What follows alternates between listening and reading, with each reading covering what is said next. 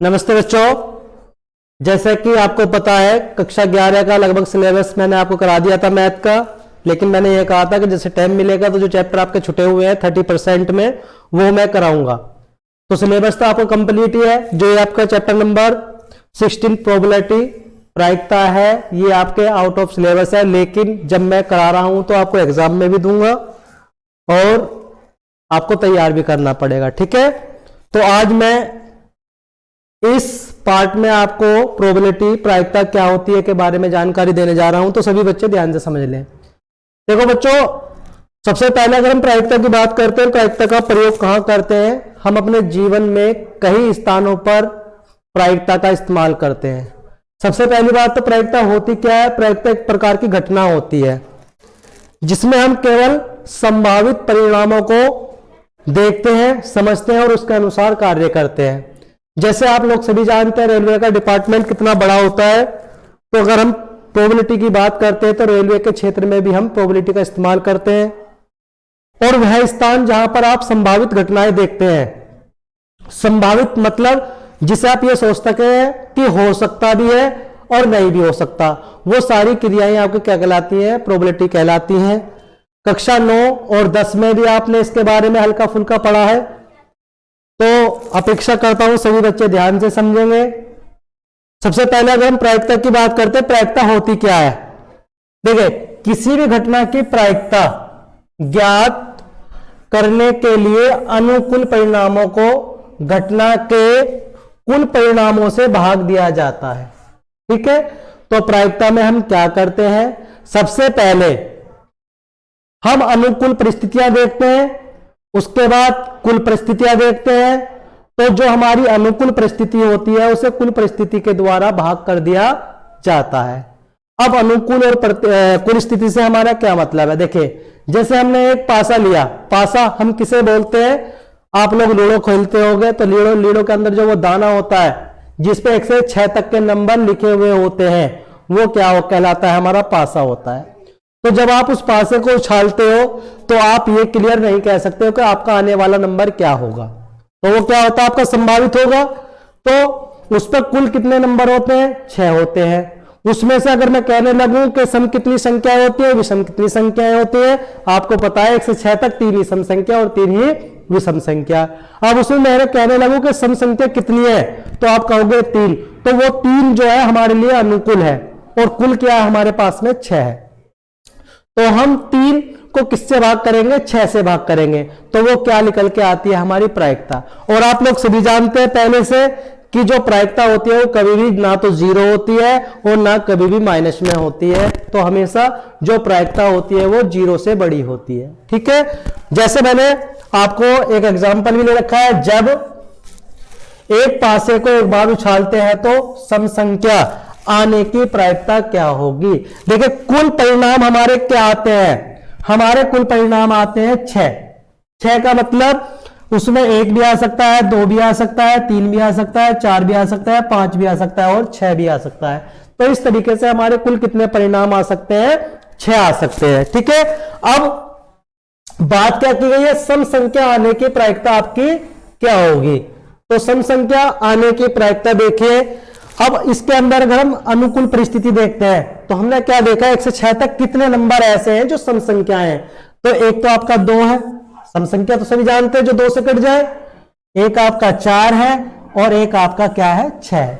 तो कुल मिलाकर हमारे पास में 3 संख्याएं ऐसी हैं आपकी जो सम है, जिन्हें आप क्या कहोगे? अनुकूल। अब ये मैंने आपके यहां लिख भी दी है। और कुल परिणाम कितने थे आपके? 6। तो अगर हमें प्रायिकता ज्ञात करनी है, प्रोबेबिलिटी बोलते हैं जिसे इंग्लिश में P से रिप्रेजेंट करते हैं, तो अभी मैंने आपको बताया था अनुकूल परिस्थिति परिणाम बटे कुल परिणाम बराबर क्या आता है? आपका प्रायिकता। तो अनुकूल परिणाम कितने हैं हमारे? 3। कुल परिणाम कितने हैं हमारे? 6। तो 3 एकम 3 और 3 दूनी 6 बराबर हमारी प्रायिकता कितनी आ गई आपकी? 2, 1/2। तो इस तरीके से हम प्रायिकता ज्ञात करते हैं और इस नियम को हम क्या कहते हैं? प्रायिकता का पुरातन सिद्धांत भी कहते हैं। तो कहीं पर अगर आपसे पूछा जाता है कि प्रायिकता का पुरातन सिद्धांत क्या है, तो उसके अंदर भी आप यही सारी चीजें लिखेंगे।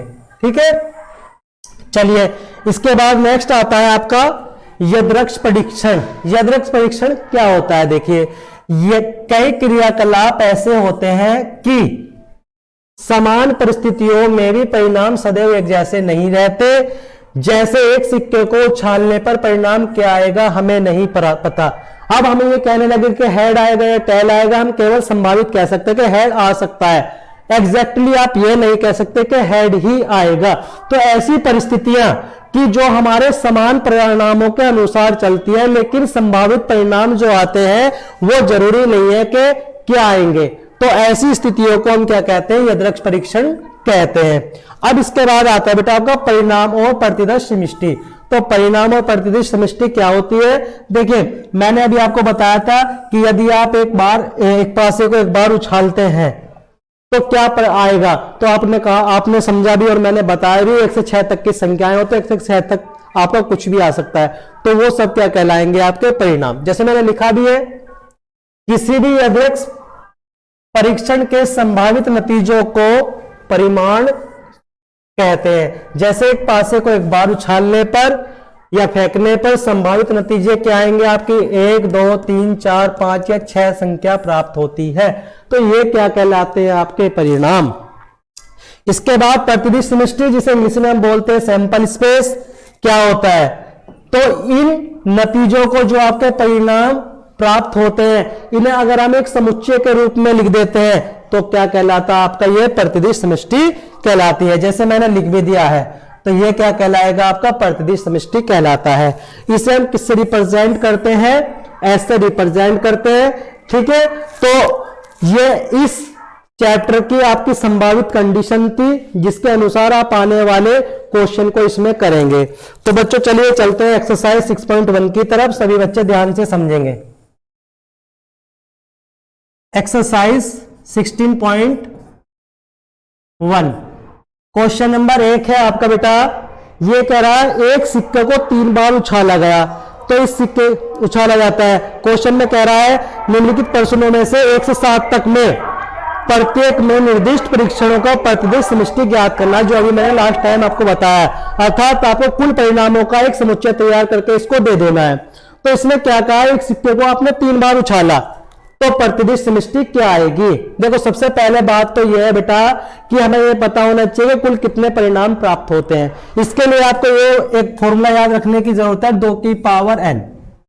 अर्थात अगर हम बात करते हैं एक सिक्के के 2 पहलू होते हैं, या तो हेड आता है या टेल आता है, इसलिए मैंने आपको 2 लिया। ऐसे ही अगर हम एक पासे की बात करते हैं, एक पासे पर आपके 6 पहलू होते हैं। ठीक है, 6 पहलू का मतलब वहां पर लेंगे आप 6 की पावर n के रूप में। n बराबर आपका नंबर ऑफ एलिमेंट होगा जितने उसके अंदर संभावित परिणाम आते हैं या जितनी बार उसे उछालते हैं। जैसे सवाल नंबर 1 में आपसे कहा है कि एक सिक्कों को 3 बार उछाला गया, तो यहाँ n की जगह आप क्या रख देंगे? 3, अर्थात 2 की पावर 3। अब 2 की पावर 3 को अगर आप हल करेंगे तो क्या आएगा? 2 गुना 2 गुना 2, अर्थात 2 दूनी 4 दूनी 8। तो कुल कितने परिणाम प्राप्त होते हैं? आपके 8 प्राप्त होते हैं। तो ये आपको पता लग गया कि हमें जब एक सिक्के को 3 बार उछालना है तो इस तरीके से 8 परिणाम प्राप्त होंगे। तो वे 8 परिणाम आपके हैं क्या, उसे हमें समष्टि के रूप में लिख के दिखाना है। ठीक है, चलिए आइए स्टार्ट करते हैं इस क्वेश्चन को। अब हम आगे क्वेश्चन नंबर 1 देखिए। तो सबसे पहले एक सिक्के को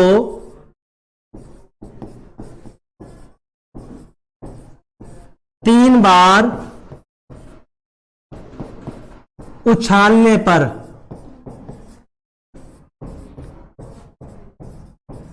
संभावित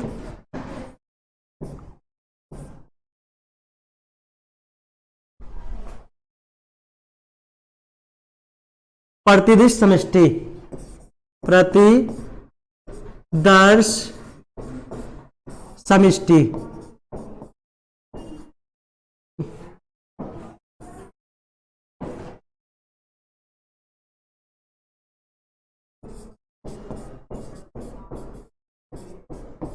जिसे आप एस से रिप्रेजेंट करते हैं क्या होंगे?